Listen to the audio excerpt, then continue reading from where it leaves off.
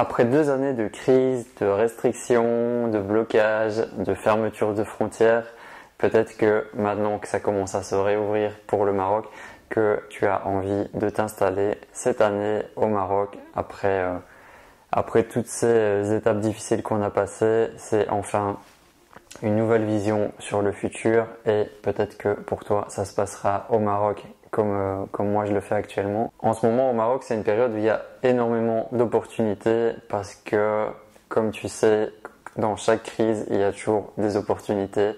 Certaines personnes en souffrent, certaines personnes en bénéficient et là tu peux vraiment découvrir plein d'opportunités sur le Maroc, que ce soit des achats de riad, des terrains, des voitures. Il y a plein de choses dues à la crise qui sont un peu moins chères que d'habitude. Mais il faut faire attention et justement on va voir dans cette vidéo les 5 erreurs à ne pas commettre. Tu vas découvrir plein d'opportunités, peut-être que tu vas être un peu impatient, avoir envie peut-être d'acheter, de rentrer dans des nouveaux projets.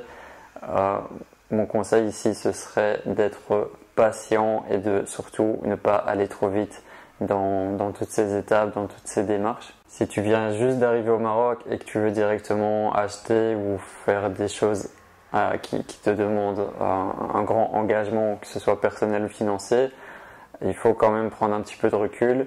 Et moi, je conseille plutôt de prendre un peu le temps de découvrir le Maroc, découvrir ses codes, découvrir sa culture, découvrir ces différentes régions, ou en tout cas passer au moins plusieurs mois au Maroc avant de vraiment prendre une grande décision qui va vraiment impacter le reste de ta vie. Donc faut vraiment faire attention, et ça c'est un piège qui arrive à beaucoup d'étrangers, de vouloir aller trop vite, de s'engager dans des démarches très rapidement, parfois sur le premier coup de cœur ou la première intuition, et ils prennent pas vraiment le temps d'avoir un petit peu de recul sur la situation ou de se faire conseiller, et après c'est trop tard et certains abandonnent et perdent tout ce qu'ils ont investi. Donc vraiment prends le temps.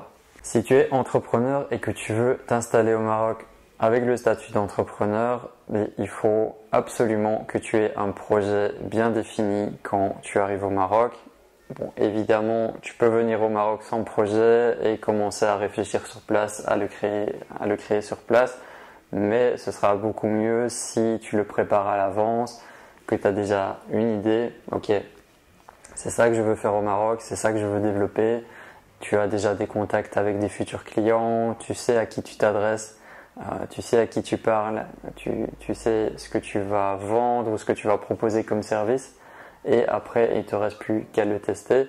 Ça, c'est vraiment important d'avoir déjà une bonne structure de ton projet avant le départ, parce que si tu arrives sur place au Maroc et que tu n'as aucune idée de ce que tu vas faire, tu vas perdre pas mal de temps et pas mal d'argent, et peut-être qu'au final, tu vas pas vraiment trouver la bonne idée. Donc, c'est mieux si tu peux de réfléchir à tout ça avant. Malheureusement, je vois beaucoup d'étrangers qui font pas beaucoup d'efforts pour s'intégrer au Maroc, qui gardent leur mentalité, qui gardent leur langage et qui veulent pas forcément s'intégrer à 100% dans la société marocaine.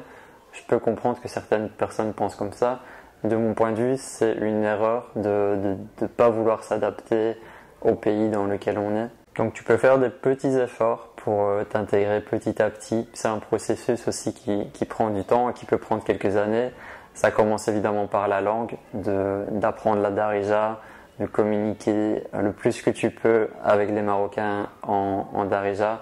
Ça leur fera plaisir, et toi aussi tu vas commencer aussi à réfléchir autrement et à vraiment t'intégrer dans ce pays. Pour s'intégrer, il y a aussi forcément des amis que tu auras qui seront marocains. Donc voilà, partage des moments de vie avec eux, vis des choses simples avec eux, et c'est en côtoyant toutes ces personnes marocaines que tu vas t'intégrer encore plus dans ce pays. Il y a aussi tout un aspect qui est important, c'est tout ce qui est lié à la culture. Pour moi, c'est intéressant, voire très intéressant, de lire des livres des auteurs marocains, de visionner les films des réalisateurs marocains, pour justement avoir cette cette culture, cette idée de culture du pays dans lequel tu vis. Voilà, qu'est-ce que les auteurs marocains écrivent. Ça peut être des romans, ça peut être des livres sociaux, enfin sur des faits sociaux, ou alors visionner ces films qui vont te donner encore une meilleure image, une meilleure idée de ce qu'est le Maroc et ce que vivent les Marocains aussi dans leur propre pays. C'est une peur qui revient très régulièrement. On me demande souvent comment je vais me faire des amis, comment est-ce que je vais vraiment avoir des personnes proches de moi en qui je peux faire confiance. Il y a des personnes qui sont très très très méfiantes, qui ne savent pas ouvrir leur cœur très rapidement, et je peux le comprendre. Vraiment, c'est super important et c'est une des bases pour ta réussite d'avoir un entourage bienveillant et un entourage qui est, on va dire, qui est pas avec toi juste pour un intérêt financier, mais qui est vraiment là avec toi pour te soutenir dans cette aventure. Et on parle ici d'une amitié sincère. Donc il te faudra des personnes de confiance. Des personnes de confiance, ça veut dire que tu vas vraiment lui faire confiance et tu sais qu'il n'y a pas des arrière-pensées, il n'y a pas que des intérêts financiers quand tu fais des choses avec cette personne. Ça peut se tester avec le temps, avec les expériences. Moi, je trouve que c'est assez facile de voir dans l'autre personne si elle est avec toi juste par intérêt financier ou pas. Il y a pas mal de situations de la vie qui peuvent te donner des signes par rapport à ça. Et après, à toi de prendre une décision par rapport à ce que tu constates. Un entourage solide par rapport à ton business, c'est aussi d'avoir un bon comptable, d'avoir une bonne structure qui t'entoure, qui t'accompagne, c'est très important. Et évidemment, d'avoir des amis très proches. Moi, au Maroc, j'ai beaucoup d'amis, des amis très très proches. J'en ai assez peu, mais j'en ai, et je suis très content d'avoir ces amis autour de moi. Je sais que je peux compter sur eux. Je sais qu'en cas de problème, ils sont là pour moi, ils sont là pour me soutenir. Et ça n'a pas de prix. Et aussi, ça peut être intéressant d'avoir quelques contacts avec des expatriés qui sont au Maroc depuis plusieurs années, qui sont vraiment bien établis ici. Je sais que beaucoup d'étrangers, et moi le premier, quand on vient s'installer au Maroc, on n'a pas forcément envie d'être qu'avec des Français ou qu'avec des étrangers, parce qu'on vient ici au Maroc pour vivre le Maroc, donc ça passe aussi par se faire des amis marocains.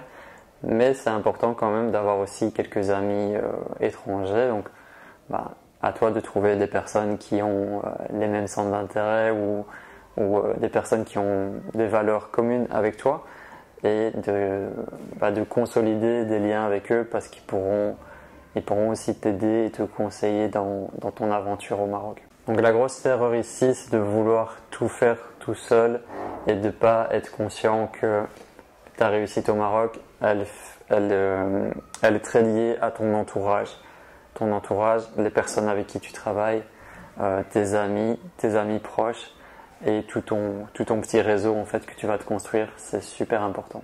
Si justement tu as envie d'éviter toutes ces erreurs qu'on pourrait commettre en commençant son installation au Maroc, j'ai créé une formation spécialement pour toi. C'est une formation qui est offerte. Tu vas recevoir un email par jour pendant 7 jours. C'est 7 conseils qui sont vraiment super importants, et ça va pouvoir t'aider justement à réussir ton installation au Maroc. Je te mets le lien dans la description de la vidéo. Dernière erreur, et c'est une erreur que j'ai commise personnellement, c'est tu veux t'installer au Maroc, tu veux venir vivre ici, et tu vas partir sans économie ou avec très peu d'argent. Donc ça, c'est une grosse erreur, parce que l'argent part très très très vite partout, et au Maroc aussi. Donc tu peux très facilement ne pas voir le moment où tu te retrouves sans argent au Maroc. Ça peut arriver très très vite, et c'est arrivé à beaucoup de personnes. Vraiment, l'idéal, dans un monde idéal, ce serait d'avoir, on va dire, 1 an d'avance de dépenses financières sur ton compte en banque, d'avoir cette sécurité financière, d'avoir 1 an, 1 année d'avance de dépenses. Je sais que c'est pas possible à tout le monde, mais si c'est pas possible 1 an, au moins d'avoir plusieurs mois où tu as cette tranquillité d'esprit, que tu n'es pas en manque d'argent et que tu vas pas être en manque d'argent tout de suite. Ça, c'est super important de te libérer l'esprit de ça pour être ouvert à d'autres choses. Si je t'en parle comme ça, c'est parce que je l'ai vécu plein de fois. Moi, j'ai fait un petit peu tout dans le sens contraire. Et c'est pour ça aujourd'hui que je peux vraiment te partager les erreurs et les choses qui posent problème. Et je me suis retrouvé durant mes premières années au Maroc à ne plus avoir d'argent, devoir retourner en Belgique, d'aller travailler dans une usine de boulangerie industrielle. C'était vraiment un enfer. Et là, je me suis juré que plus jamais je vivrai cette situation. Donc, si tu as un peu d'économie, un peu d'argent de côté, c'est très bien. Comme ça, tu auras l'esprit tranquille pour commencer ton aventure au Maroc et développer ton projet ici. Il y a une autre option pour certaines personnes, c'est de garder ton travail en même temps au début. Donc, par exemple, si tu es freelance, que tu peux travailler à distance en télétravail, tu peux garder cette option-là pendant quelques mois ou quelques semaines. Et après, tu avises selon ce qui va se passer pour toi. Si tu as envie de recevoir d'autres conseils, donc je t'invite à t'abonner à la chaîne pour recevoir les prochaines vidéos. Et tu peux aussi rejoindre la formation offerte. Je te partagerai le premier conseil dans ce premier email que tu vas recevoir. C'est le premier lien dans la description. Prends soin de toi. À bientôt.